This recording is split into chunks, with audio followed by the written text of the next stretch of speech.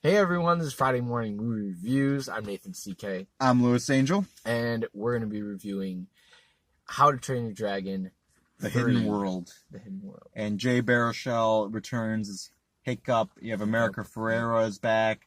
Kristen Wiig, Christopher Mintz-Plasse, Kate Blanchett, not T.J. Miller because they fired him, I guess, and got a sound-alike, which was funny to me considering that this is the biggest role that character's had.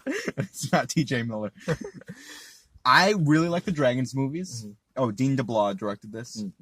First one I think is great. First one's really good. I really, really like the second one, even though it kind of follows the same beats of the first one. I think this is my favorite of the three. I honestly, this to me, I've seen it twice now. It's like the War of the Planet of the Apes of the trilogy, where when you see it, it's not what you were expecting. Like, it's a lot more story than it is plot and a lot more emotion. And not at all the movie that I thought I was going to get. I wanted war. In this one, I didn't get it. I got a couple of battles here and there. But emotionally, it just worked for me. Yeah, I mean, in the beginning, I was just sitting there like, what in the heck is this movie? And I mean, the first two are great, right? Because you don't really, the first one, you don't really know what you're expecting. You're expecting to see. The first one was a great surprise. Exactly. And you see dragons and you see this connection, with this creature. And then that's how they have that bond. And then they build on that bond in the first movie. And it's great and it's wonderful. And then in the second one, you start building more on top of that, right? And then you find Hiccup's, mom and whatever. And then that happens. And then you have the death of his father. And there's definitely, all these movies have lots of emotion entangled within the plot. And then this one kind of, it goes into, that very, like, childish, I could have done without the Tom and Jerry bonk on the head humor. Like, you're having a fight scene, right? And not that we're trying to encourage fighting to children, whatever. But fight your brothers. I mean, if someone's coming to attack you, you have the sword that lights up with fire. You're going to kill that guy. You're not going to just like, you want the rated R How to Train Your Dragon. Yeah, I would rather have the rated R. I'm the guy that wants the John Wick to join Fantastic Beasts and end them all. It's like Jon Snow with his flaming sword. Does Jon Snow have the flaming sword? Yes, he does.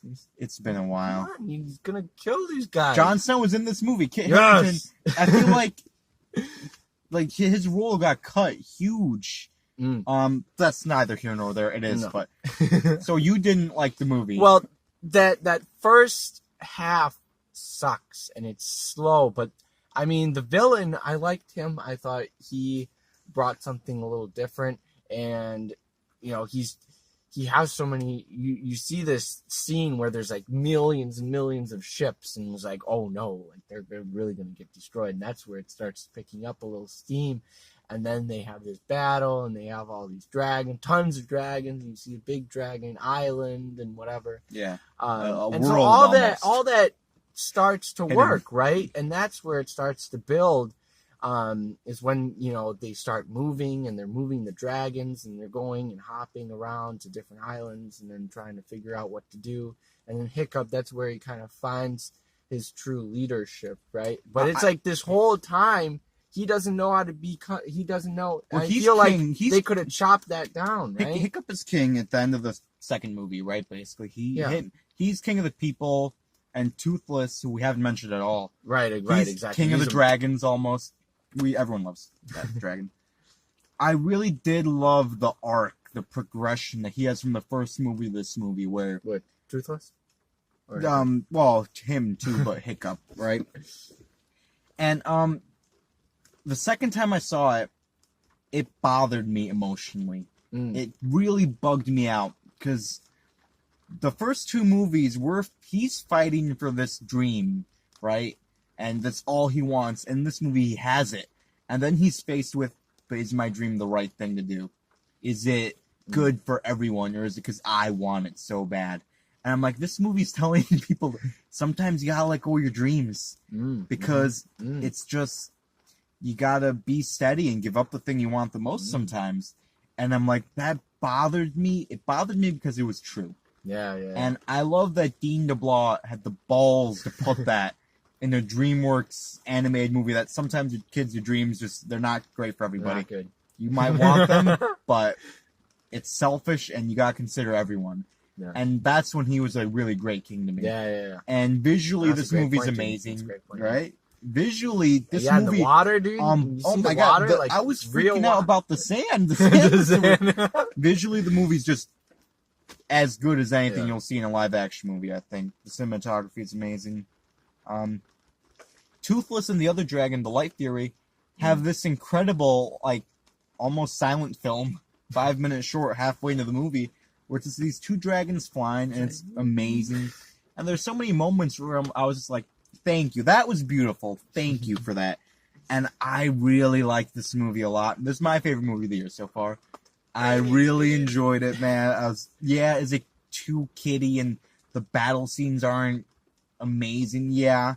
But the gravity of the situation, like, a character is falling to his death in the third act, his or her death, and everyone in the theater hit them. Like, it felt, there was weight to that moment. And I thought the ending was very emotionally satisfying. Oh, definitely, I thought this really what a great cap to the trilogy. Yeah. What a sneaky great trilogy this turned out to be. Yeah, I loved the movie, man. I really did. So, the music was really good the music too. was great. Yeah. So you're not as high as Like, I'm soaring with the dragons. Man. Yeah. dang, bro. Dang. Yeah. Ah. You said that wouldn't happen. I said it wouldn't happen. What the fuck? Well, that's how we're ending the review. Oh, shit. I really enjoyed it, man. I'm going 4.5 out of 5. 4.5. Jesus. Yeah. Oh, yeah. 3.6 out of 5, guys. Okay. Yeah. Yeah. All right, guys. Well, that's the review. Like I was saying. He's going to try to fix that before we do Captain Marvel. I'm going to watch How to Train Your Dragon again. All right. Bye.